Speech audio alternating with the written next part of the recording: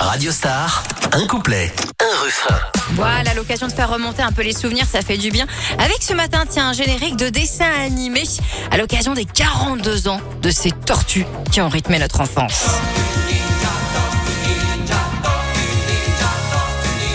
Tortue Ninja. Eh oui, les Tortues Ninja Chevaliers d'Écaille. Ça, c'est le titre complet. C'est vraiment un dessin animé multigénérationnel. Oh, Emmanuel. c'est culte, tout le monde connaît. Je pense que mes parents connaissent. Je pense que mes neveux et nièces connaissent aussi. Ouais, enfin, tout le monde connaît quoi. C'est ça, mes enfants, ils ont même aussi les figurines encore avec le camion qui balance les pizzas là un peu partout. C'est vrai que ça s'y est allé dans le temps, parce qu'après t'en retrouves sous le canapé. C'est qui t'en retrouves ramasse partout. Bah voilà, toujours les mêmes.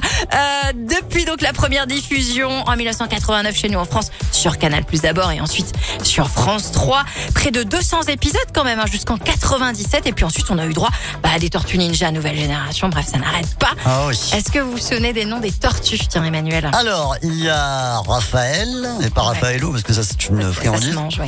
Alors, Raphaël, Michelangelo, Donatello et Leonardo, bien sûr. Exactement.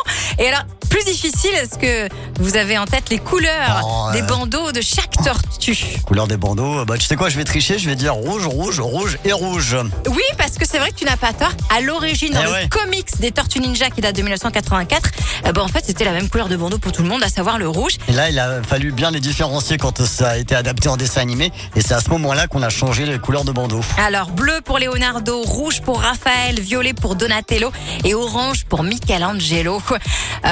Vous vous souvenez du cri de guerre des Tortues Ninja? Oui, c'est dans le générique Kawabunga, le cri des ninjas. Voilà, donc on a parlé du comics qui est légèrement différent du dessin animé. Il y a aussi le coup des pizzas. Les pizzas, c'est une pure invention du dessin animé. On mange pas de pizza. Oui, dans le comics originel, il n'y a pas de question de pizza. Et d'ailleurs, cette nouvelle invention pour le dessin animé, ça a donné lieu à quelques partenariats. Oui, notamment évidemment avec Domino's Pizza ou encore Pizza Hut. Ça, c'était pour les films des Tortues Ninja. Alors, qui chante le générique des Tortues Ninja? J'ai envie de te dire, c'est lequel? C'est Jackie? C'est Bernard Minet? Non, c'est un monsieur qui s'appelle Peter Lorre. Et c'est une voix que vous réentendrez ensuite dans ce générique-là. Oh mon Dieu. Oui, Peter Lorre. D'accord. Bon, nous, on va écouter évidemment le générique des Tortues Ninja. Un couplet, un refrain sur Radio Star.